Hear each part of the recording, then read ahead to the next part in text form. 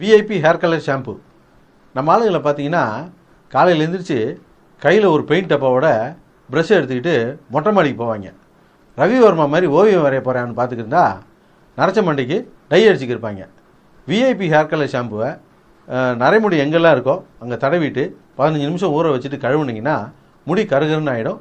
ஒரு முறை வாங்கி உபயோகித்து பாருங்கள். Welcome to தமிழ்டாக்கிஸ்.net.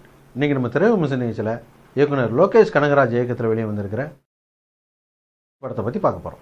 நாங்கள் சமீபத்தில் பார்த்த கொஞ்ச நேரத்திலே பிரமிச்சு போன படம் அப்படின்னா இந்த படத்தை சொல்லலாம். காரணம், இந்த படத்துடைய வித்தியாசமான கதைக்களம். இந்த படத்தில் விஜய் படத்துக்கே உரிய லவ், சென்டிமெண்ட், காமெடி, சாங்ஸு எல்லாமே ரொம்ப நல்லா இருக்குது.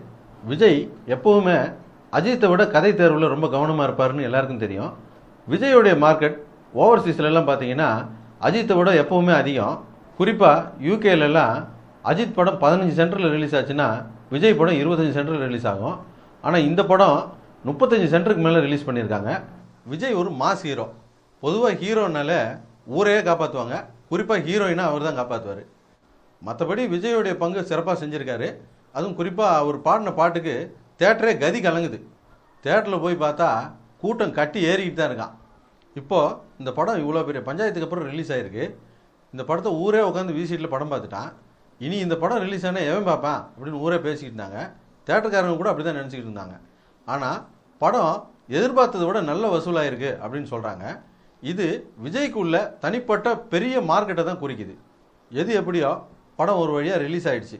இந்த படத்துடைய முதல் பலம் அப்படின்னு சொல்லணும்னா இந்த படத்துடைய நடிகர்கள் தேர்வை தான் சொல்லணும். படத்தில் நடித்த விஜய் சேதுபதியெலாம் நல்லா நடித்தாங்க அப்படின்னு நான் சொல்லி உங்களுக்கு தெரிய தேவையில்லை.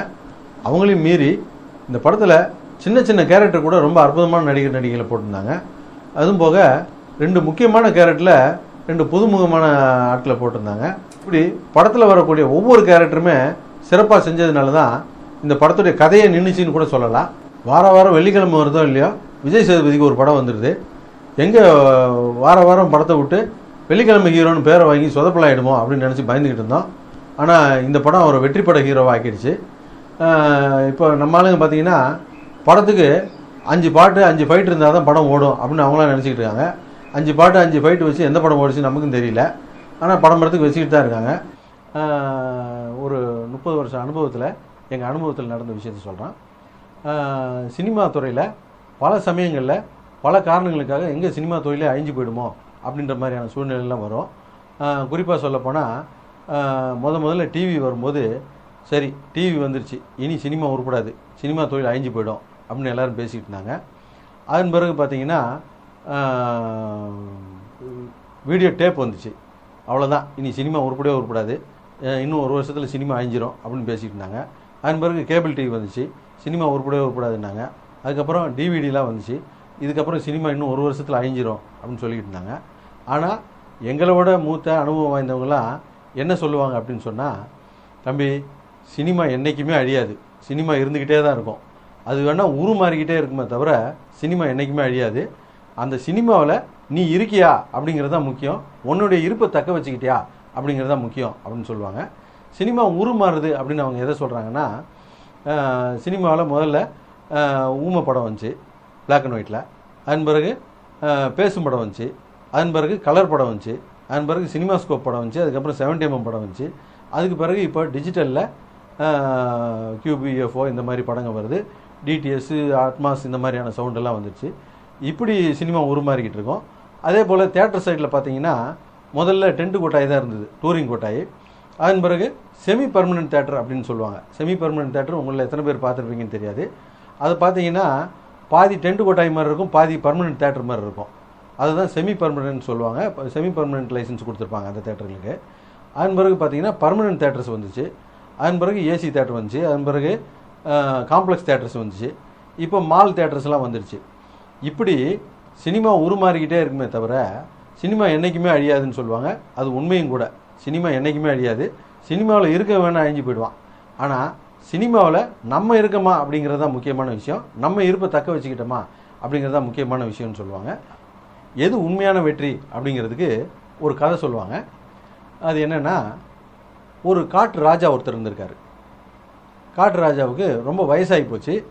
அவருடைய வயசாகி போயிட்டதுனால அவருடைய ராஜா பதவிக்கு இன்னொருத்தர் ராஜாவை நியமிக்கணும் அப்படின்னு முடிவு பண்ணுறாரு. அவருக்கு வாரிசாக 2 ஆம்பளை பசங்க இருக்காங்க. நியாயப்படி அதில் பெரிய பையனை தான் ராஜாவாக அவர் அறிவிக்கணும். எல்லாரும் பெரிய பையன் தான் இருக்கானே, அவனை ராஜாவை அறிவிச்சிட வேண்டியதானே அப்படின்னு சொல்கிறாங்க. இல்லை அதுக்கு ஒரு டெஸ்ட் வைக்கணும் அப்படின்னு சொல்லிட்டு ராஜா ஒரு நாள் இவங்க 2 பேரையும் அழைச்சி விடிய காலையில் 2 பேர்கிட்டையும் அம்பு ஈட்டி எல்லாத்தையும் கையில் கொடுத்து 2 பேரும் வேட்டைக்கு போயிட்டு வாங்க, அதன் பிறகு முடிவு பண்ணலாம் அப்படின்னு சொல்கிறாரு. எல்லோரும் ஊரே கூடி இருக்கு. எல்லோரும் முன்னாலேயும் அவங்க சாமியை கும்பிட்டு வேட்டைக்கு போகிறாங்க. வேட்டைக்கு போன 2 பசங்களும் நேரம் சாயந்தரம் ஆயிடுச்சு, ரொம்ப நேரம் ஆயிடுச்சு. அதுக்கப்புறமும் வரல. ரொம்ப இருட்ட ஆரம்பித்ததுக்கப்புறம் இந்த பெரிய பையன் வந்தான். பெரிய பையன் வரும்போது தோளில் கொஞ்சம் கொக்கு, வாத்து, முயல் எல்லாத்தையும் அடித்து தூக்கி போட்டுக்கிட்டு வந்தான். அவன் வந்த உடனே ஊர் மக்கள்லாம் ஒன்று கூடி அவனை போய் தூக்கி கொண்டாடிருக்காங்க. உடனே அந்த ராஜா பார்த்துட்டு, இருங்க அந்த சின்ன பையன் வந்துட்டோம், அதன் பிறகு முடிவு பண்ணுவோம் அப்படின்னு சொல்லியிருக்காங்க. ரொம்ப நேரம் ஆனதுக்கப்புறம் அந்த சின்ன பையனும் வந்திருக்கிறான். சின்ன பையன் வர்றவன் கையில் கொண்டு போன ஈட்டியும் இல்லை, அம்பும் இல்லை, உடம்பெல்லாம் ரத்த காயமாக இருக்குது, கையில் எதையுமே கொண்டு வரல, வெறும் ஆளாக வந்திருக்கிறான். இவன் வெறும் ஆளாக வந்ததை பார்த்து பெரியவன் தான் ராஜான்னு சொல்லி எல்லோரும் கொண்டாட ஆரம்பிச்சிட்டாங்க. திரும்பவும் அந்த பெரியவர் சொல்லியிருக்காரு, எல்லோரும் கொஞ்சம் நேரம் அமைதியாக இருங்க, அவன் என்ன சொல்கிறான்னு கேட்போம் அப்படின்னு சொல்லியிருக்காரு. என்னப்பா என்ன ஆச்சு அப்படின்னு உடனே, அப்பா நான் தோத்துட்டேன்ப்பா அப்படின்னு சொல்லியிருக்கிறான். என்ன நீ போன காரியம் என்னாச்சு அதை சொல்லு அப்படின்னு இருக்காரு. நான் போனேன், ரொம்ப நேரம் தேடி ஏதாவது ஒரு பெரிய மிருகத்தை வேட்டையாடலாம் அப்படின்னு சொல்லிட்டு போனேன். ரொம்ப நேரம் கழித்து தான் ஒரு யானையை பார்த்தேன். யானையை பார்த்த உடனே என் கையில் இருந்த குத்தி ஈட்டியை வீசி எரிஞ்சேன். அது நேராக போய் அதோடைய வயிற்றில் குத்திடுச்சு. வயிற்றில் குத்தி ரத்தம் வர ஆரம்பிச்சிருச்சு. அது வலி பொறுக்க முடியாமல் ஓட ஆரம்பிச்சிருச்சு. நான் என் கையில் இருந்த அம்பெல்லாம் ஒன்று ஒன்றா அது மேலே செலுத்திக்கிட்டே வந்தேன். அது மேலே அம்பு படப்பட ரொம்ப வலியில் துடிச்சு அது ஓட ஆரம்பிச்சிருச்சு. ஒரு கட்டத்தில் ரத்தம்லாம் கசிஞ்சு அது கீழே விழதானே செய்யும், அப்போ பிடிச்சிடலாம் அப்படின்னு சொல்லிட்டு நானும் விரட்டிக்கிட்டே ஓடினேன். விரட்டிக்கிட்டே ஓடும்போது ஒரு கட்டத்தில் அது ஒரு புதருக்குள்ளே பூந்துருச்சு. நானும் அதை விரட்டி போக முடியாமல் போகிற வழியில் தடிக்கு வேறு விழுந்துட்டேன். முட்டிலெல்லாம் காயமாகி போச்சு. அது பிடிக்கவும் முடியல, அது எங்கே போச்சுன்னு தெரியல.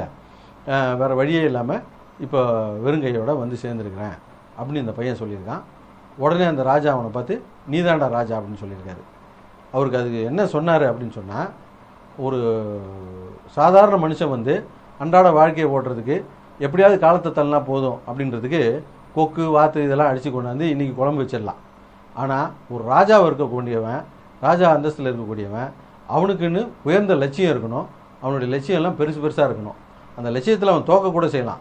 அப்படி தோத்தா கூட அவன் முயற்சி பண்ணிக்கிட்டே இருந்தானா என்றைக்கா ஒரு நாள் ஜெயிப்பான். அன்றைக்கி ஜெயிக்கிற அன்னைக்கு அது ஒரு மிகப்பெரிய வெற்றியாக வரும். ஒரு ராஜாவாக இருக்கக்கூடியவனுக்கு உயர்ந்த லட்சியம் தான் இருக்கணும். அதனால் உனக்கு தான் அந்த உயர்ந்த லட்சியம் இருக்குது, நீ தான் ராஜா அப்படின்னு சொல்லி அறிவிச்சிருக்காரு. இந்த ராஜா சொன்ன தீர்ப்பை பார்த்துட்டு அங்கே கூட சில பேர், இது எப்படி சரியாக வரும், வெறுங்கையோடு வந்தவனை ராஜான்னோ கொஞ்சத்தை வேட்டையாடி கொண்டாந்தவனை அவன் ஜெயிக்கலை அப்படின்னு சொல்கிறது எப்படி சரி வரும் அப்படின்னு சலசலப்பான மனசோட போயிட்டு இருந்தாங்க. இதில் எது வெற்றி எது தோல்வின்னு நீங்கள் தான் முடிவு பண்ணிக்கணும். வில்லன் கேரக்டர்லாம் முதுன்னு கூட்டமாக வருவாங்க. வந்தாலும் அவங்க பண்ணுற விஷயங்களும் ரொம்ப ரசிக்கும்படியாக தான் இருந்தது. இந்த படம் டெக்னிக்கலாக ரொம்ப ஸ்ட்ராங்கான படம் அப்படின்னு சொல்லலாம். படத்தில் ஃபைட் சீன்லாம் ரொம்ப நல்லா இருந்தது. பேக்ரவுண்ட் மியூசிக் ரொம்ப நல்லா இருந்தது.